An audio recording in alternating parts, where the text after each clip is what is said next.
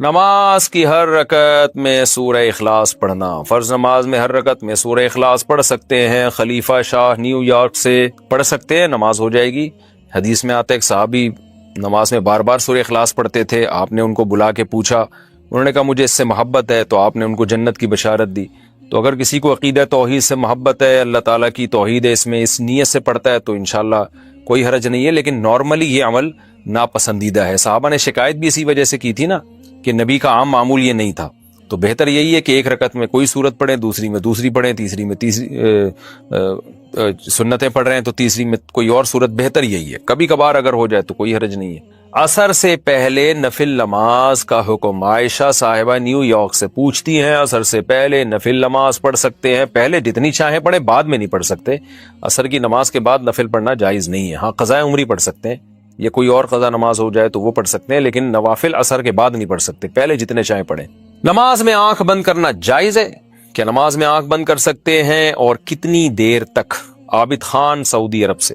نماز میں آنکھ بند کرنا مکروہ ہے، ناپسندیدہ ہے، کیونکہ نبی صلی اللہ علیہ وسلم ہمیشہ آنکھیں کھول کے نماز پڑھتے تھے، تو اس لیے بہتر یہی ہے کہ نماز میں آنکھ کھول کے نماز پڑھیں آپ۔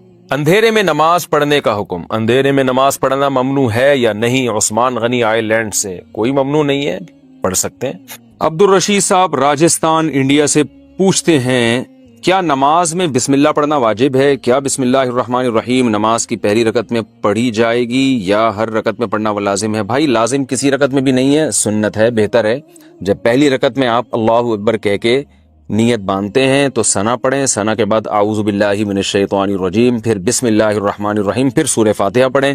سورہ فاتحہ کے بعد اگر آپ درمیان سے کہیں سے تلاوت کر رہے ہیں سورت کے تو پھر بسم اللہ نہ پڑھیں، اگر سورت کے شروع سے تلاوت کر رہے ہیں تو پھر بسم اللہ الرحمن الرحیم دوبارہ پڑھیں، اور جیسے الم تر کیف فعل ربک پڑھ لی یا قل واللہ پڑھ لی، تو سورت شروع کرنے سے پہلے بسم اللہ پڑھیں آپ، سنت ہے۔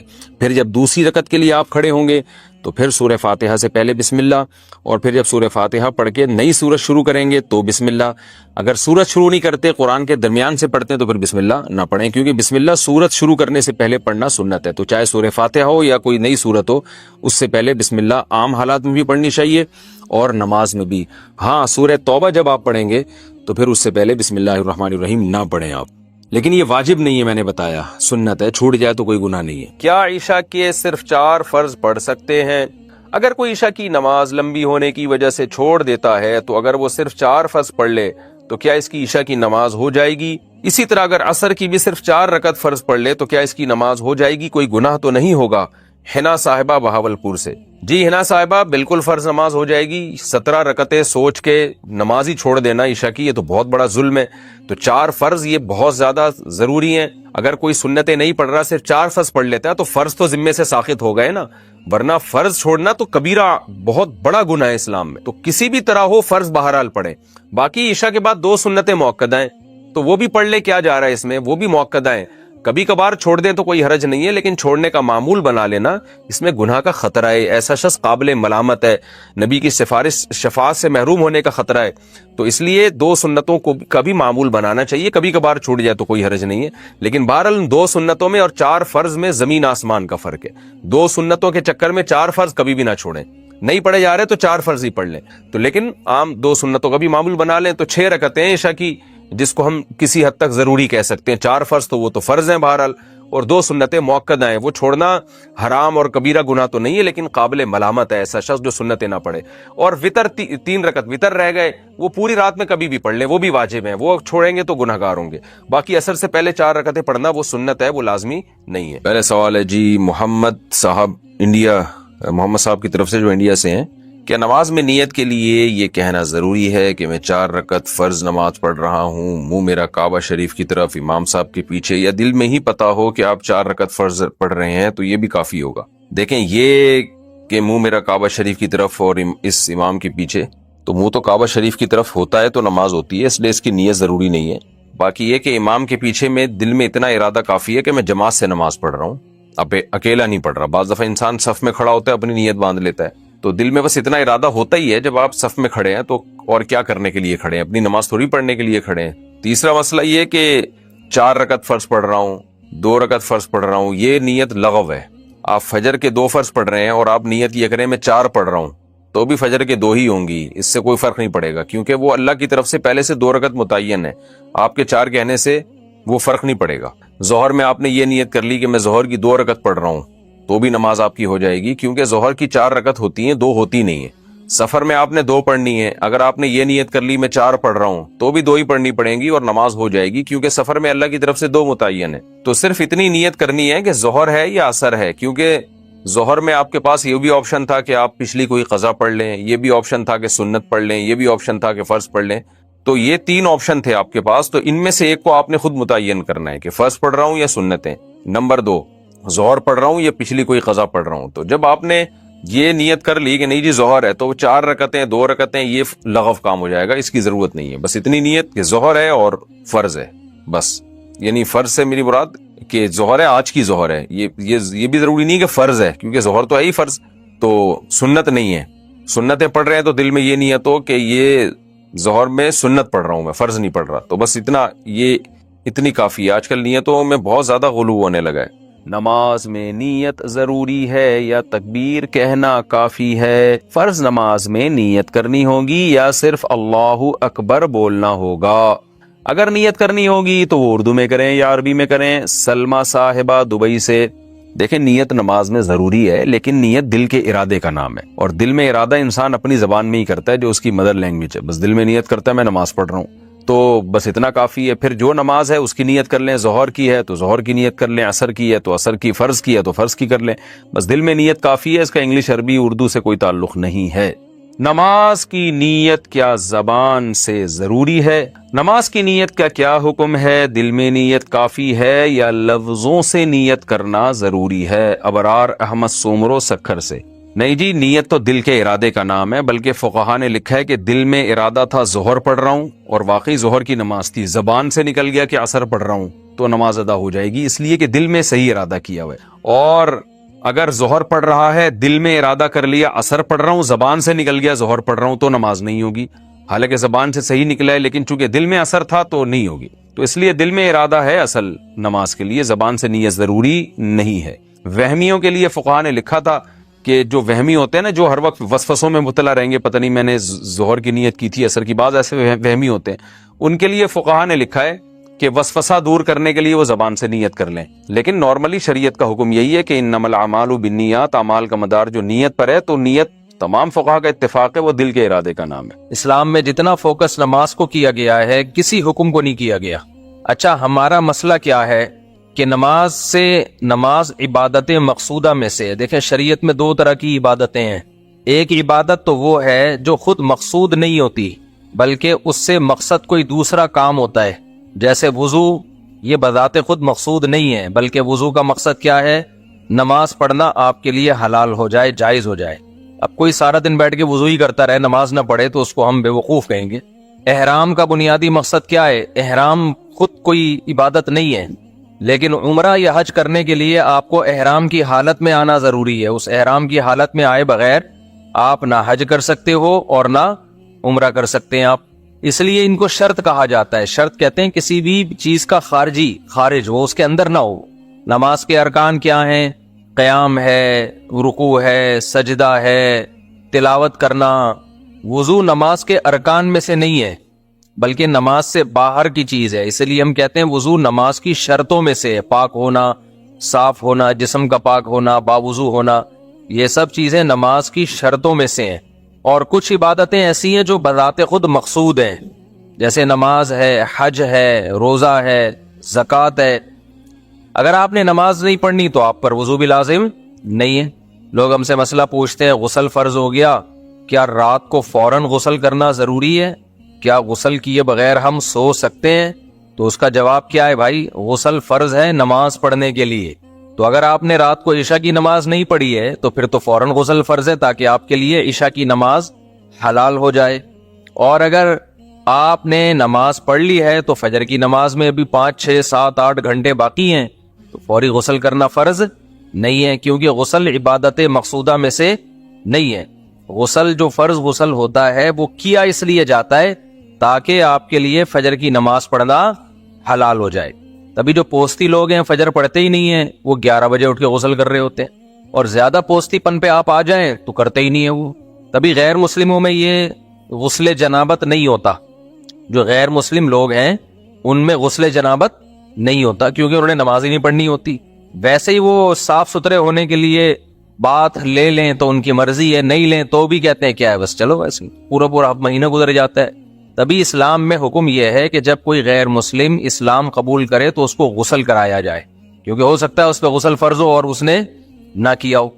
तो गुस्ल हो गया, वुजू हो गया, ये इनकी फर्जियत क्यों है? ताकि आपके लिए इबादत जो नमाज है वो आप अदायगी कर सकें। तो अब इसको समझें कि इबादत मकसूदा बाहर सूरत करनी ही करनी है।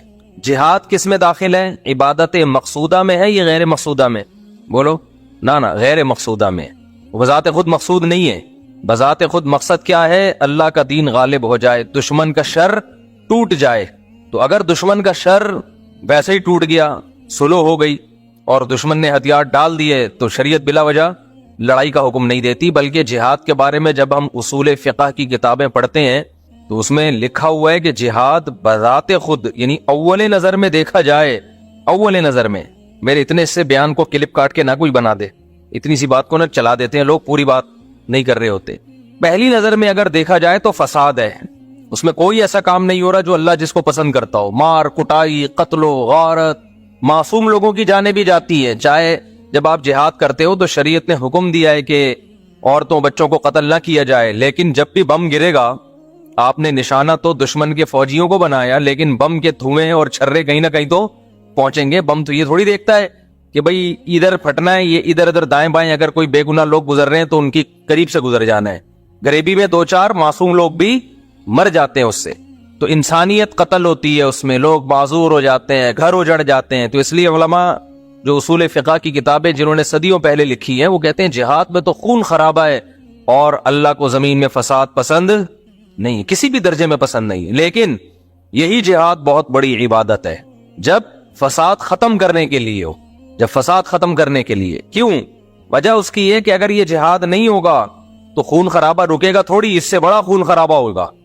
अभी करीब में इसकी मिसाल है, उन्होंने फायरिंग शुरू कर दी, पड़ोसियों ने मिसाइल दागना शुरू कर दिए। हम अगर कहते भाई जिहाद तो फसाद है, हम अगर बम बरसाएंगे मारेंगे तो ये ना हो जाए वो ना हो जाए, तो बेहतर यही है कि कुछ ना किया जाए, तो उधर कुछ हो ना हो, हम अब तक इस दुनिया से, दुनिया की मार्केट से शॉर्ट हो चुके होते। लोग कहते कि जी एक मस्जिद थी जहां मुफ्ती साहब का बयान हुआ करता था। आप कह सकते हैं यूट्यूबर बता रहे होते, यूट्यूबर भी जा चुके होते। इतना फसाद होता है जब। इसलिए जिहाद इबादत गैर मकसूदा है, मकसूदा नहीं है, लेकिन है बहुत बड़ी इबादत। जब फर्ज हो जाए तो बहुत सवाब है इसमें।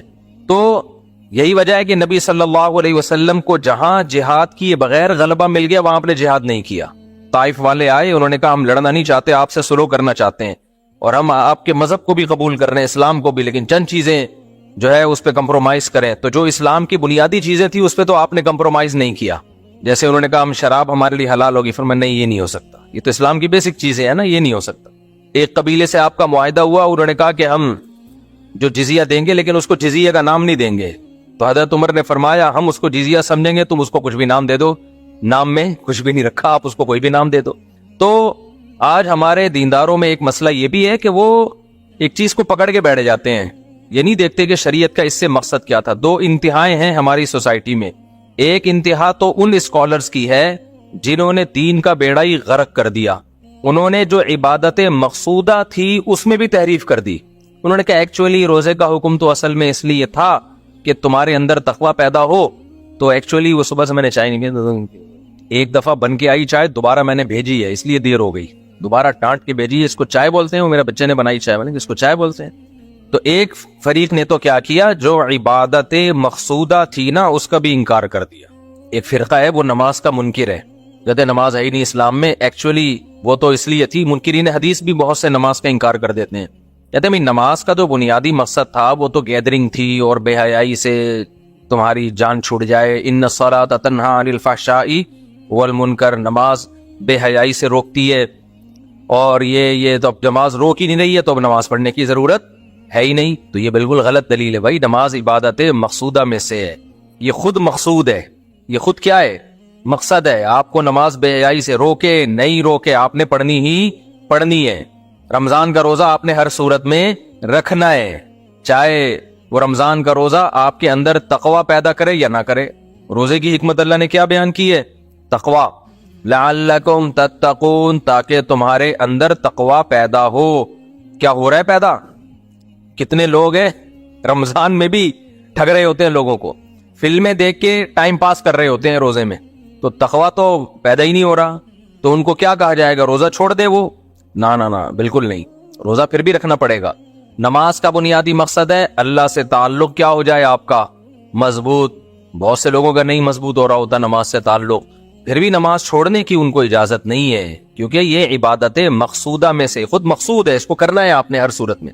تو کچھ لوگوں نے کیا کیا، انہوں نے کہا کہ چونکہ نماز سے مقصد حاصل نہیں ہو رہا لہذا نماز پڑھنے کا کیا فائدہ۔ ایسے لوگ یہ تانے دیتے ہیں کہ تمہیں ایسی نماز کا کیا فائدہ جو تمہیں جھوٹ سے نہ بچا سکے، چھوڑو اس سے تو وہ انگریز ہی اچھے ہیں جو نماز نہیں پڑھتے، سچ تو بولتے ہیں نا کم از کم۔ ایسی نماز سے کیا فائدہ جو تمہیں کرپشن سے نہیں روک سکتی، اس سے بہتر تو وہ ایماندار آدمی ہے جو نماز نہیں پڑھتا لیکن بے ایمانی نہیں کرتا۔ نہ نہ نہ، یہ جملہ زبان سے مت نکالا کرو۔ بے ایمانی کرنا الگ جرم ہے، نماز چھوڑنا الگ جرم ہے۔ اسلام سے پتہ چلتا ہے کہ نماز قضا کرنا بے ایمانی سے بڑا جرم ہے اللہ کی نظر میں۔ نماز قضا کرنا اللہ کی نظر میں بے ایمانی سے، بول لینا یا سب کو چائے پلاؤں کیا تب ایکٹیو ہوں گے کیا؟ ہاں تو آپ ایسے سس سے لگ رہے ہو یار، تو اتنا تھوڑی ہے کہ میں نے پیے تو اب میں سب کو پلاؤں بیٹھ کے، کبھی پلا بھی دیں گے انشاءاللہ۔ تو نماز چھوڑنا اللہ کی نظر میں یہ زیادہ بڑا جرم ہے، کرپشن بھی بڑا جرم ہے۔ تو وجہ کیا ہے؟ ہم نے انسانوں سے پوچھا ہے کہ صحیح کیا ہے غلط کیا ہے۔ قرآن سے آپ پوچھو تو قرآن جتنا فوکس نماز کو کرتا ہے اتنا کسی چیز کو نہیں کرتا۔ کیوں فوکس کرتا ہے نماز کو؟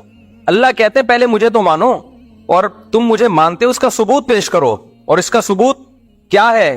نماز۔ جہاں ایمان والوں کی اللہ نے علامات بیان کی ہیں، سب سے پہلے نمبر پہ اگر کسی چیز کا ذکر ہوتا ہے تو وہ کس کا؟ نماز کا۔ نماز قائم کرتے ہیں، نماز قائم کرتے ہیں، نماز قائم کرتے ہیں، باقی سب چیزیں بعد میں۔ معاہدوں کی پابندی کرتے ہیں، یہ بھی اگلے نمبر پہ بیان کیا اللہ نے، ایگریمنٹ کو پورا کرتے ہیں، وعدوں کو پورا کرتے ہیں، سچ بولتے ہیں، سب علامتیں بعد میں بیان ہوتی ہیں۔ اللہ کی نظر میں جب اللہ ایمان والوں کی علامتیں ذکر کرتے ہیں ان میں سب سے پہلے کس کو بیان کرتے ہیں؟ نماز کو۔ یہاں ایک اشکال ہوگا، بھائی یہ کیا بات ہے، اللہ تعالیٰ نماز کو زیادہ فوکس کر رہے ہیں، بھلے لوگوں کو ٹوپیاں کراتے رہو، جھوٹ بولتے رہو۔ یہ وجہ نہیں ہے کہ اللہ کو جھوٹ سے نفرت نہیں ہے۔ قرآن میں آتا ہے لعنت اللہ علی الکاذبین، جھوٹ بولنے والوں پر اللہ کی لعنت۔ اصل میں اللہ نے نماز کو سب سے زیادہ فوکس اس لیے کیا ہے کہ ہم کسی چیز میں اچھائی اور برائی کا جو کرائیٹیریا اور معیار ہے نا ہمارا، وہ ڈیفرنٹ ہے، اور اللہ کا معیار ہم سے بولو ڈیفرنٹ۔ جیسے کوئی بھی شخص بات کر رہا ہوں ہم کہتے ہیں یار اس میں میرا جو کیا ہے وہ اوپینین ہے نا وہ تھوڑا سا ڈیفرنٹ ہے، میں ذرا ڈیفرنٹ اینگل سے دیکھتا ہوں، میں تھوڑا مختلف زاویے سے چیزوں کو دیکھتا ہوں۔ مجھے آج پتا چلا کامران مسیح تو پائلٹ ہی نہیں ہے، اگرچہ بیان سے ہٹ کے ایک بات ہے، آج پتا چلا کامران مسیح تو، میں تو جانے والا تھا اس کے گھر، آپ کو حیرانگی ہو رہی؟ وہ تو نیویگیٹر ہے ایئر فورس میں، اچھی بات ہے، یعنی چلو ایئر فورس میں کوئی نہ کوئی اس کی خدمات ہیں، لیکن وہ تو پائلٹ ہی نہیں ہے۔ اچھا مجھے یہ اس لیے پائلٹ ہی نہیں ہے بھائی، وہ نہ جہاز کا پائلٹ ہی نہیں ہے، اچھا آدمی ہے، ہمیں کو اس سے وہ نہیں، چلو ایئر فورس میں ہونا بھی ہمارے لیے فخر کی بات ہے، ایئر فورس میں ہے، بس اتنا بھی کافی ہے، مقصد کسی کو حوصلہ شکنی کسی کی کرنا نہیں۔ مجھے یہ اشکال اس لیے ہوا، میں نے کہا یار ایک ہی پائلٹ تھا، باقی سنتے 40 جہاز اڑے تھے۔ یہ جو فائٹ ہوئی ہے نا اس کو ڈاگ فائٹ کہا جاتا ہے نا، دیکھو کتا کیسے لڑتا ہے، وہ مہمان اپنے جو گھر یار یہ ٹاپک چینج ہو جائے گا، اس کو نماز کے بعد سوال جواب کے سیشن میں اس کو نمٹائیں گے ہم اس مسئلے کو، ورنہ یہ سارا بیان میرا جنگ پہ چلا جائے گا۔ تو لیکن بعد میں آج مجھے پتا چلا کہ نہیں میں نے جو رپورٹیں طلب کی ہیں وہ بالکل، میں یوٹیوب کی رپورٹ نہیں پیش کر رہا، میرے پاس بھی 2 رپورٹیں ہیں، بیویاں 4 ہیں لیکن رپورٹیں 2 ہیں۔ تو اچھا خیر یہ تو پھر ٹاپک چلتا رہے گا زندگی بھر۔ ابھی تو میں یہ عرض کر رہا تھا کہ ہم جب دیکھتے ہیں کسی چیز کی اچھائی اور برائی کو تو ایک ڈیفرنٹ اینگل سے دیکھتے ہیں، اللہ میاں جو دیکھتے ہیں وہ ڈیفرنٹ اینگل سے، بلکہ ہر شخص کا اینگل کسی کو دیکھنے کا دوسرے سے डिफरेंट ही होता है। कभी भी ऐसा नहीं होता कि हर शख्स के पास एक ही तराजू हो लोगों को नापने का और लोगों को तोलने का।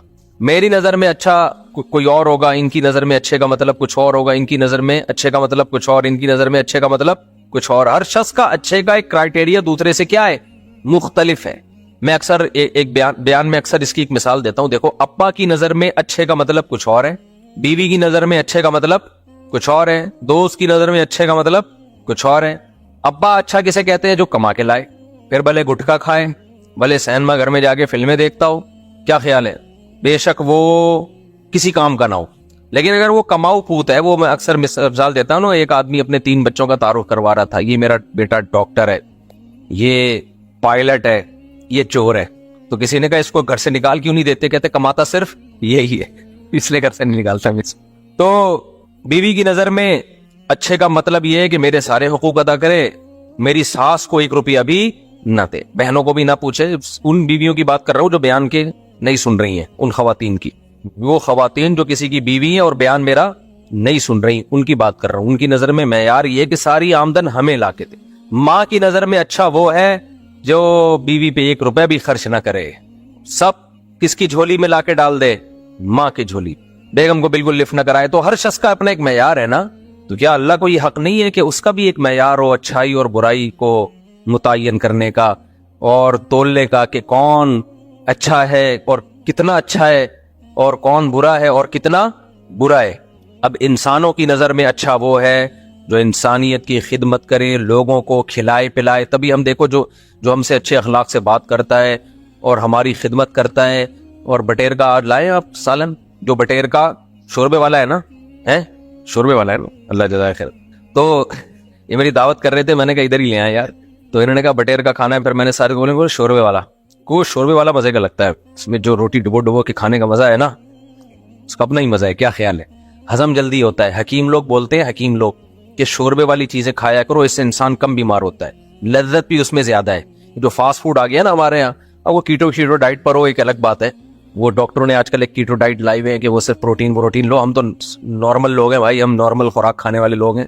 तो आजकल डॉक्टरों ने कीटो डाइट के नाम से एक डाइट प्लान दिया हुआ है लोगों को कि बिल्कुल कार्ब को आप तकरीबन 0 कर दें और खाली गोश्त मोश्त खाया करें।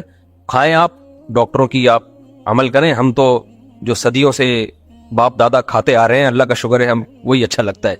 और हमारा जो कल्चर है ना बर्रे सगीर का, वो शोरबे वाली चीजें खाने का है। अंग्रेजों में शोरबे वाली चीजों का कोई तस्वुर ही नहीं है। अमेरिकन को देख लो, चाइनीज को देख लो, जापानीज शोरबा खाते ही नहीं है। इनको कभी निहारी में रोटी डुबो के खिलाओ, जो हजम भी आसानी से होता है वो खाना, बॉडी को लगता भी है, मजा भी आता है, फिर मजे की नींद भी आती है। और हकीमों के बकौल बीमार भी कम होता है आदमी। अब डॉक्टर इस राय से इत्तेफाक करें ना करें मुझे नहीं पता, लेकिन मेरा तजर्बा भी है। तो इसलिए शोरबे वाली चीजें मेरी राय है। बाकी डॉक्टरों से पूछ लो क्या खाना है क्या नहीं खाना। खैर, तो अंग्रेजों ने जो है ना ये फास्ट फूड, ये जो चिकन, बॉयल चिकन और बर्गर चिकन और ये सब चीजें गोरों ने लगाया है। आप गोरों को शोरबे वाली चीजें खुद खिलाओ तो देखो वो इस पे सेट हो जाएंगे, क्योंकि सरीद नबी सल्लल्लाहु अलैहि वसल्लम की सुन्नत है। गोश्त के शोरबे में रोटियां डुबो दी जाती थी, वो जब अच्छी तरह उसको पी लेती फिर उसको खाया जाता। तो जोद हजम भी है, आसानी से हजम भी होता है वो, और मजा आता है उसको खाने में, बॉडी को लगता भी है वो। अलबत्ता गंदम की रोटी के बजाय आजकल, क्योंकि गंदम में कार्ब बहुत ज्यादा है, तो गंदम की रोटी के बजाय जौ या दूसरी मल्टीग्रेन टाइप की चीजें, वो वाला आटा हो तो ज्यादा अच्छा है। खैर, तो हमें तो भाई वो हमारा क्राइटेरिया क्या है, हमें वो अच्छा लगेगा जो हमें शोरबे वाला बटेर खिला रहा हो, सही है ना, शोरबे वाला बटेर खिला रहा हो। तो मैं तो उसकी तारीफ करूंगा, कितने अच्छे आदमी है भाई। और अब क्या ये अब सारा ही बताना शुरू कर दूं, लोग बोलेंगे सारे जो है ना ये इसी चक्कर में मौलवी साहब के लोग इनको ये खिलाया करें। तो इसलिए मजीद मिसालें मैं नहीं देता कि दुम्बे की चर्बी और फिर उसमें पराठा बना हुआ हो सुबह नाश्ते में, और ज्यादा हो जाएगा फिर ना। अच्छा खैर, ऑयल कम हो शोरबे वाले, उसमें ऑयल से मजा खराब होता है। मैं आपको बताऊं, शोरबे जो गोश्त, आलू गोश्त का जो शोरबा है ना, ताजा गाय का गोश्त हो, आलू हो और शोरबा हो, मजा ना आए पैसे वापस। खैर, तो इंसान का मैयार क्या है भाई? इंसान का मैयार ये है कि जो इंसानियत की खिदमत करे, हमें वो सबसे ज्यादा अच्छा लगता है। भाई ये बेवा औरतों की मदद करता है, ये यतीमों की मदद करता है, कुरान ने भी तारीफें की ऐसे लोगों की। लेकिन सबसे अच्छा ये है ना, ना ना ना, अल्लाह कहते हैं सबसे अच्छा ये नहीं है। برا کون ہے ہماری نظر میں سب سے؟ ہماری نظر میں سب سے برا وہ ہے جو لوگوں سے جھوٹ بولے، یقیناً بہت برا ہے. قرآن کہہ رہا ہے لعنت اللہ علی الکاذبین، جھوٹوں پر اللہ کی لعنت. ہماری نظر میں سب سے برا وہ ہے جو انسانوں کا قتل کرے، یقیناً بہت بڑا جرم ہے قتل کرنا. لیکن کیا سب سے بڑا جرم ہے؟ اللہ کہتے ہیں نہیں، سب سے بڑا نہیں. ہماری نظر میں سب سے بڑا جرم انسانیت کو قتل کرنا ہے یا نہیں ہے؟ اسلام کہتا ہے بہت بڑا جرم ہے، یہ سب سے بڑا نہیں ہے. تو اللہ سے اگر ہم پوچھتے ہیں نا سب سے بڑا جرم، تو اللہ کہتے ہیں ان الشرک لظلم عظیم. اللہ سب سے پہلے جب کسی کو تولتا ہے نا کہ یہ اچھا ہے یا برا، تو اللہ کہتے ہیں سب سے پہلا معیار یہ ہے کہ یہ مجھے مانتا ہے اور میری توحید کا اقرار کرتا ہے یا نہیں کرتا. یہ اللہ کا معیار ہے. اب آپ کو اس سے آپ کا نقطۂ نظر اس سے ہٹ کر ہو یا اس کے موافق ہو، اللہ پر اس سے کوئی فرق ہے؟ بولو نہیں پڑتا. آپ اگر کہتے ہو میری یہ سمجھ میں نہیں آتا کہ کیوں بھائی ایک آدمی نے 10 انسانوں کو قتل کر دیا، وہ لیکن وہ توحید پرست تھا، وہ مسلمان تھا، وہ اگرچہ جہنم میں جائے گا، بہت لمبی سزا ملے گی اس کو، لیکن بالآخر جنت سے نکل جائے گا. لیکن ایک آدمی نے ساری زندگی انسانیت کی خدمت کی، لیکن وہ مشرک ہے، اللہ کے ساتھ دوسرے جھوٹے خداؤں کو شریک کرتا ہے، تو وہ کبھی بھی جہنم سے نہیں نکلے گا. ہمیں اس پر اشکال ہو سکتا ہے، آپ کو اشکال ہو سکتا ہے، غیر مسلم کو اشکال ہو سکتا ہے. تو اللہ جواب میں کیا کہے گا؟ بھائی تمہارا اشکال اپنی جگہ، جنت بھی میں نے بنائی، جہنم بھی میں نے بنائی، لیکن میں تمہارے جذبات سے متاثر نہیں ہوں. تو اسلام پتہ ہے ہمیں کیا کہتا ہے؟ ہمارا قبلہ درست کرتا ہے کہ اچھائی اور برائی کا معیار تم خود متعین مت کرو. اچھے اور برے، کون سی برائی کس درجے کی ہے، کون سی اچھائی کس درجے کی ہے، یہ کون متعین کرے گا؟ یہ میں بتاؤں گا. مشرکین مکہ کیا کرتے تھے؟ صحابہ کرام کو انہوں نے مکہ سے نکال دیا اور مکہ سے دربدر کر دیا. اس کے بعد صحابہ کرام کو پھر جب جہاد کا، پھر ان پہ حملے بھی کرتے تھے. صحابہ کرام جہاد کرتے، لڑائی کرتے اپنے آپ کو، شروع میں تو دفاعی لڑائیاں ہوئی ہیں. تو مشرکین مکہ کہتے دیکھو، حج تو ابراہیم علیہ السلام کے دور سے ہو رہا ہے نا. مشرکین مکہ کہتے دیکھو ہم کتنے نیک ہیں، ہم مسجد حرام کی تعمیر کرتے ہیں، حاجیوں کو ہم پانی پلاتے ہیں، اللہ کے گھر کے ہم رکھوالے ہیں، تم تو مدینہ میں رہتے ہو اور لڑائی کے علاوہ تمہارا کوئی کام ہے نہیں. تو اس پہ قرآن کی آیت نازل ہوئی اجعلتم سقایۃ الحاج وعمارۃ المسجد الحرام کمن آمن باللہ والیوم الآخر وجاہد فی سبیل اللہ. اللہ کہتے ہیں تم مسجد حرام میں کی تعمیر، اللہ کے گھر کی تعمیر اور حاجیوں کو پانی پلانا، یہ بھی نیکی ہے. یقیناً کیا یہ نیکی اس شخص کے برابر ہو سکتی ہے جو اللہ پر ایمان لایا اور اللہ کی راہ میں اللہ کے دین کے لیے لڑ رہا ہے، وہ جو جان دے رہا ہے؟ یعنی اللہ نے بتا دیا کہ مسجد حرام کی تعمیر کو ترازو کے ایک پلڑے میں رکھا جائے، یقیناً بہت بڑی نیکی. لیکن اللہ کے دین کی سربلندی کے لیے، مظلوموں کے دفاع کے لیے جو جان دے رہا ہے، لڑ رہا ہے، اس کا ایک جہاد دوسرے پلڑے میں رکھا جائے، تو یہ والا پلڑا جو ہے اللہ کی راہ میں لڑنے والی نیکی کا پلڑا بہت زیادہ جھک جائے گا. تو مشرکین اپنے پوائنٹ آف ویو سے، اپنے اینگل سے دیکھ رہے تھے اور اللہ ان کو اپنے اینگل سے دکھا رہا تھا. سمجھ میں نہیں آ رہی؟ میرا خیال ہے بات، میرا خیال ہے نہیں آ رہی سمجھ. تو ہمارے ساتھ پتہ ہے مسئلہ کیا ہے؟ کچھ چیزوں کو ہم گوروں کے اینگل سے دیکھ رہے ہوتے ہیں، مغربی تہذیب، کچھ چیزوں کو ہم اسلام کے اینگل سے دیکھ رہے ہوتے ہیں، پھر اسلام کے اینگل میں بھی کچھ کو اہل حدیث کے اینگل سے دیکھ رہے ہوتے ہیں، کچھ کو دیوبندیوں کے اینگل سے دیکھ رہے ہوتے ہیں، کچھ کو بریلویوں کے اینگل سے دیکھ رہے ہوتے ہیں. اب مثال کے طور پر ربیع الاول میں بتیاں نہیں لگائی تو وہ عاشق رسول نہیں ہے، اس میں ہم اس کو دیکھ رہے ہیں بریلویوں کے اینگل سے، اور عاشق رسول نہیں ہے، ایک نمبر کا فراڈی ہے. کچھ کو دیوبندیوں کے اینگل سے دیکھ رہے ہیں، کچھ کو اہل حدیثوں کے اینگل سے دیکھ رہے ہیں، رفع الیدین نہیں کرتا کسی کام کا، اب وہ کتنا ہی نیک کیوں نہ ہو، ابے یہ تو حنفی ہے، یہ تو کسی کام کا ہے ہی نہیں. اور اگر رفع الیدین کرتا ہو تو پھر وہ دیوبندی اس کو دوسرے اینگل سے دیکھ رہا ہے، یہ تو یعنی مجتہد بنا ہوا ہے، کسی بجائے کسی مجتہد کو فالو کرنے کے یہ کیا کر رہا ہے، یہ خود مجتہد بنا ہوا ہے.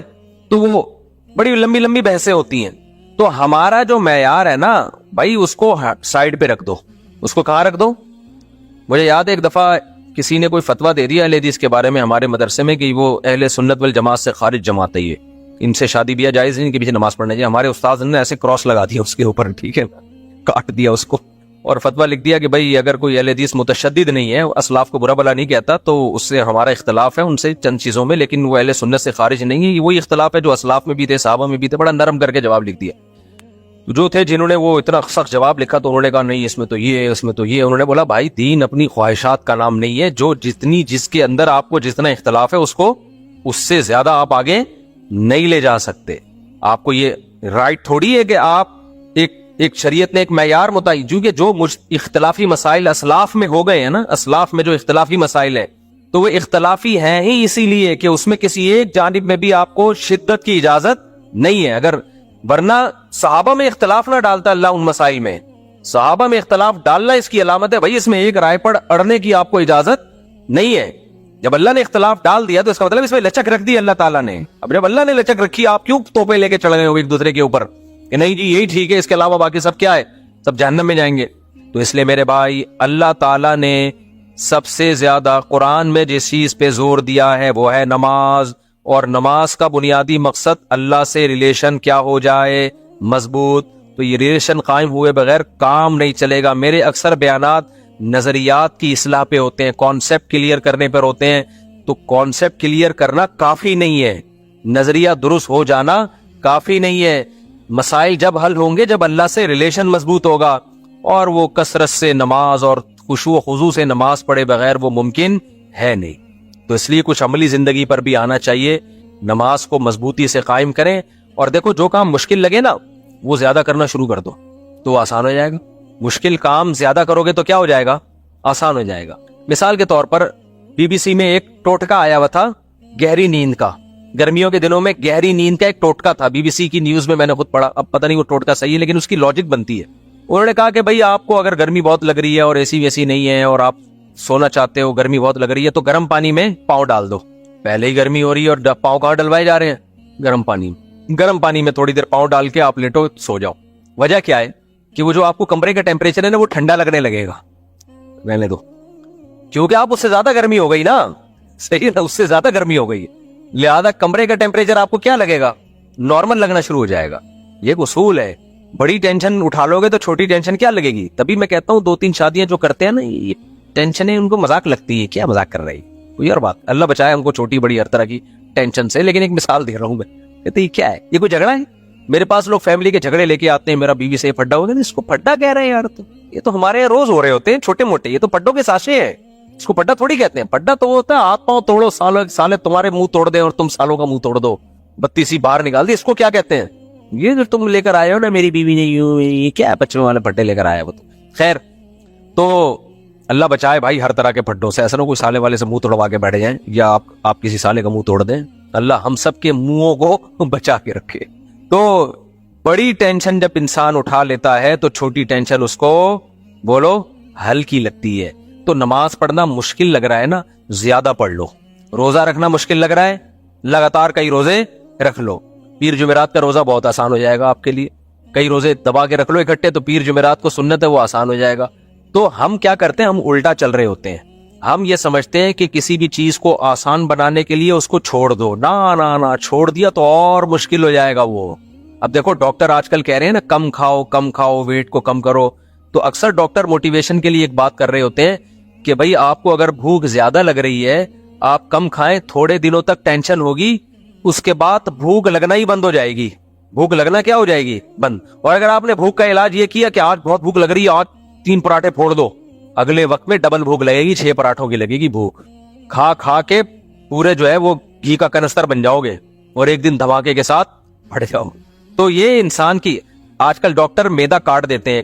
ایک اس کے اسپیشلسٹ ہیں، ان سے مجھے ڈاکٹروں سے جب کوئی گپ شپ ہوتی ہے تو بہت نالج لیتا ہوں میں ان سے. ایک آپریشن ہوتا ہے نا آج کل، میدا کاٹ کے آدھا کر دیتے ہیں. وہ اس آدھے سے فائدہ یہ ہوتا ہے کہ آپ کا پیٹ جلدی بھر جاتا ہے. جب پیٹ ہی جلدی بھر جاتا ہے تو آپ کو زیادہ کھانے کی حاجت ہوتی نہیں ہے، تو اس کے نتیجے میں آپ کا ویٹ خود بخود گر جاتا ہے. تو میں نے ایک ڈاکٹر صاحب سے پوچھا، میں نے کہا اگر کوئی کمبخت پھر بھی زیادہ کھائے تو کیا ہوگا. انہوں نے کہا میدا دوبارہ ڈبل ہو جائے گا بڑھ کے. میدا کیا ہو جائے گا، کیونکہ جب ٹھوسے جا رہا ہے تو میدا بھی کھنچتا ہے آہستہ آہستہ، وہ بھی کیا کرے گا، وہ پھر بڑا ہو جائے گا. تو یعنی یہ بھی اس کے لیے ہے جو پھر بھی ہاتھ کہیں نہ کہیں اس کو روکنا پڑے گا. ہاں یہ فائدہ ہوگا کہ جیسے پہلے بہت ڈبل بھوک تھی تو وہ کم ہو جائے گی، تو 1-2 پراٹھے میں پیٹ بھرتا تھا، آدھے پراٹھے میں بھر جائے گا اس کا پیٹ. لیکن اگر وہ ہوس کا مریض ہے، اس کو اپنا عادت 2 پراٹھوں کا پورا کرنا ہی کرنا ہے ہر قیمت پہ، تو شروع میں تو اس کو تکلیف ہوگی 2 کھاتے ہوئے، اس کے بعد پھر 2 نہ کھاتے ہوئے بہت تکلیف ہوگی اس کو، کیونکہ پیٹ بڑھ کے کیا ہو جائے گا، یہ بھی ایک بہت بڑی مصیبت ہے. آپ بھوک کا علاج زیادہ کھا کے کرتے تو پیٹ کا سائز اسی حساب سے بڑھتا رہتا ہے ہمارے. پھر ایک وقت آتا ہے پیٹ اور دیگ میں کوئی فرق رہتا نہیں ہے. سمجھ رہے ہو؟ تو جب نماز پڑھنا مشکل لگے میرے بھائی تو زیادہ پڑھنا شروع کر دو. مشکل کام کا حل یہ ہے کہ وہ زیادہ کیا جائے. میں نے اب تک الحمدللہ اپنے آپ کو ایئر کنڈیشن کا عادی نہیں بنایا ہے. کتنی دفعہ ایسا ہوتا ہے میرے بچے اے سی میں سو رہے ہوتے ہیں, میں اے سی سے باہر سو رہا ہوتا ہوں. ابھی بھی ایسا ہوتا ہے. کل رات بھی میں اے سی کے باہر سویا ہوں, بچے اے سی میں سوئے ہیں. کیوں بھائی, میں کیوں اپنے آپ کو مصیبت میں ڈال دوں یار؟ پسینہ نکلے تھوڑا سا, رنگ رنگ رنگ رنگ رنگ پنکھے کی آواز آئے, ایسے نازک مزاج ہو جاتے ہیں پنکھے کی آواز سے ہی نیند نہیں آ رہی ہوتی. کیا فائدہ ایسے چھوئی ہوئی بننے کا میرے بھائی؟ اور یہ جو پسینہ نکلے گا فائدہ ہوگا, فائدہ ہوتا ہے اس سے پسینہ نکلنے سے. کوئی بات نہیں, کبھی اے سی میں سو جاؤ, کبھی اے سی کے باہر سو جاؤ, ہر طرح کی عادت ہونی چاہیے. تو آپ نے کیا کرنا ہے نماز کی, بس ایک آخری بات کر کے, کسی کو بالکل دل نہ لگتا ہو نا نماز میں, ہمت کر کے 50 رکعت نفل ایک ٹائم پہ پڑھ لے. وہ آپ دیکھو اگلے ٹائم پہ نماز میں مزہ آنا شروع ہو جائے گا. اس کو لکھ کے دے دوں, اگلے ٹائم پہ نماز میں اس کو مزہ آنا شروع ہو جائے گا. ہمت کر کے ایک ہی دفعہ میں 50 رکعت پڑھ لے, وہ خشوع و خضوع کے ساتھ, ایسے افضل طریقے سے نہیں پڑھے ڈیشن ڈیشن کر کے, تمیز سے 50 رکعت ایک ہی ٹائم پہ پڑھ لے تو اگلے ٹائم پہ نماز بہت ہلکی لگنے لگے گی اس کو. اللہ تعالی ہمیں نمازی بنائے, اللہ ہمارا اپنے سے تعلق مضبوط کرے, اس کے بغیر گزارا ہے نہیں. دنیا میں بھی سکون ملے گا بھائی, آخرت میں بھی ملے گا.